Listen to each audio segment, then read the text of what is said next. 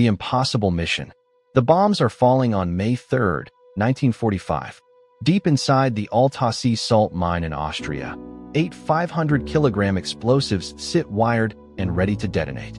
Above them, stacked in climate-controlled chambers carved into the mountain, rest 6,577 paintings, including Michelangelo's Madonna and Child and Jan van Eyck's Adoration of the Lamb.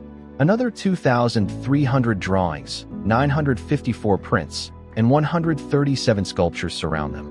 The Nazis have stuffed $3.5 billion worth of art into this single mine. Nazi Gauleiter August Eigruber gave the order himself. Blow it all up before the Americans arrive. Hitler countermanded the directive, but the Führer is dead now, and Eigruber doesn't care. He's hiding in the village above with other SS officers, watching the Allied advance creep closer. The bombs are in place. The fuses are ready. What he doesn't know is that the local miners have other plans. Across Europe, the situation is catastrophic. More than 90% of Germany's cultural landmarks have been hit by Allied bombing. 60% are completely destroyed. The Nazis have systematically looted 5 million artistic and cultural items from museums, universities, Jewish families, and religious institutions across 13 countries. They've hidden this treasure in over 1,000 repositories, salt mines, caves, castles, and monasteries. It's the greatest art heist in human history. The thieves had a plan for all of it. Adolf Hitler envisioned a Führer museum in Linz, Austria, a super museum that would house 7,000 masterpieces confiscated specifically for his collection. Another massive cache, 30 miles of galleries in the Merkers mine alone, containing over 1 billion euros in Nazi gold. Hermann Göring's personal hoard sits locked inside Neuschwanstein Castle. And now, in the final days of the war, the Nazis are preparing to destroy what they cannot keep. The U.S. Army has no specialists trained for this. No unit designed to locate stolen art.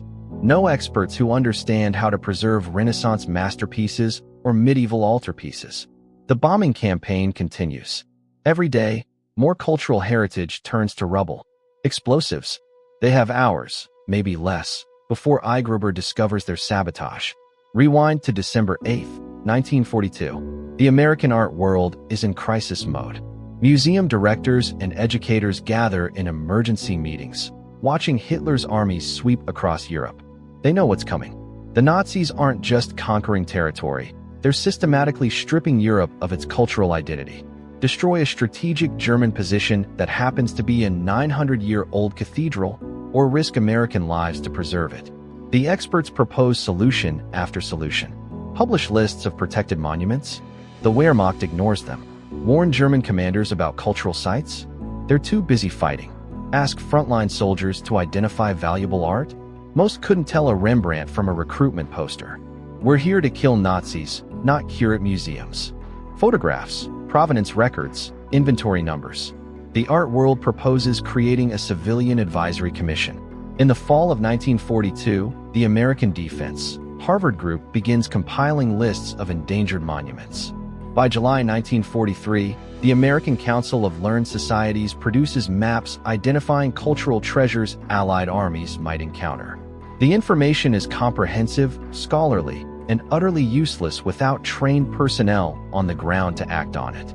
Protect European cultural resources and return stolen items. There's just one problem.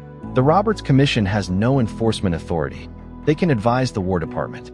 They can create more maps and lists. But they cannot order military commanders to change tactical plans to save a cathedral. And they certainly cannot track down hundreds of hidden Nazi repositories scattered across a war zone. The commission tries recruiting specialists, museum directors, art historians, architects, archaeologists. In December 1943, they officially established the Monuments, Fine Arts, and Archives section within the U.S. Army Civil Affairs and Military Government Division. On paper, the MFAA exists. In practice, it's a bureaucratic disaster. There's no chain of command, no standardized training, no tactical protocols. Men arrive at headquarters clutching transfer papers, having no idea what they're supposed to do. Most are middle-aged civilians given officer commissions based on their peacetime museum credentials. They've never seen combat. Many have never held a rifle. Worse, they have zero enforcement power. A monuments officer can advise a field commander not to shell a historic church. The commander is free to ignore him completely. By early 1944, the situation is desperate. D-Day is coming. Hundreds of thousands of Allied troops will soon be fighting their way across France, then into Germany itself, the heart of Nazi-occupied territory. Every mile of advance brings them closer to the hidden repositories. Someone needs to be on the ground, right behind the front lines, making real-time decisions about what to save and how to save it. This is impossible. Enter George Stout. He's a 46-year-old museum conservator from Iowa. Not a curator, not a director. A conservator, the guy who repairs damaged paintings in a laboratory. He holds a master's degree from Harvard, but his credentials are underwhelming compared to the museum directors and Ivy League art historians flooding the Roberts Commission with applications. Rudiments, degradation, and reparations. Stout understands on a molecular level what heat, moisture, shock, and time do to canvas, paint, and wood. That knowledge makes him dangerous to the establishment. In late 1943, as the Roberts Commission debates logistics and protocols, Stout sits in his laboratory and reaches a conclusion that contradicts every military planner in Washington. The problem isn't identifying which monuments to protect. The problem is that nobody in the invasion force knows how to actually move a 500-year-old altarpiece without destroying it. He begins writing, not policy recommendations, not scholarly articles, a field manual, step-by-step instructions for handling art in combat conditions, how to stabilize a damaged fresco, how to pack a Renaissance sculpture for transport, how to identify if a painting can survive being moved, or if moving it will cause more damage than leaving it in a bombed-out church. Stout's expertise is invaluable because art conservation barely exists as a discipline. Most experts have theoretical knowledge. Stout has spent years with his hands on fragile masterpieces, reversing centuries of decay. He knows what works. Not another art historian who could lecture about Michelangelo, but a technician who could save a Michelangelo.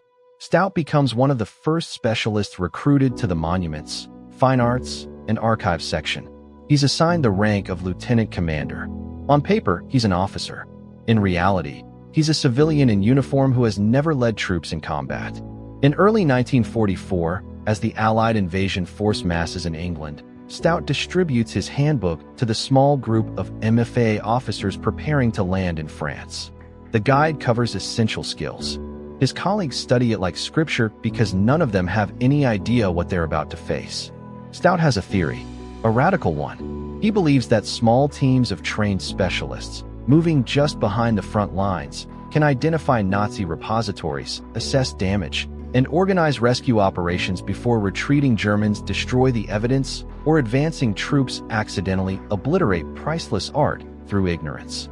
The military brass considers this borderline suicidal. Stout's workshop is whatever rubble he can commandeer behind the lines. He travels with salvaged wood crates, rope, canvas tarps, and rudimentary packing materials scavenged from bombed-out buildings. His tools are primitive. His resources are non-existent. His authority is theoretical at best. On June 6, 1944, Allied forces stormed the beaches of Normandy. George Stout is among the first Monuments men to arrive in France. The first operations are crude, desperate improvisations. In one French town, Stout finds a medieval altarpiece in a shelled church. The roof collapsed, rain pouring through. He wraps the panels in salvaged canvas. He builds protective frames from scavenged lumber. He loads the altarpiece onto a military truck, personally riding in the back to cushion the panels during transport.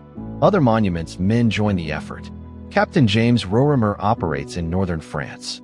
Major Ronald Balfour works with the Canadian First Army. But the mission is evolving beyond preservation. As Allied forces push into Germany in early 1945, they discover the repositories, the salt mines, the castles, the systematic documentation. And then comes a discovery that changes everything.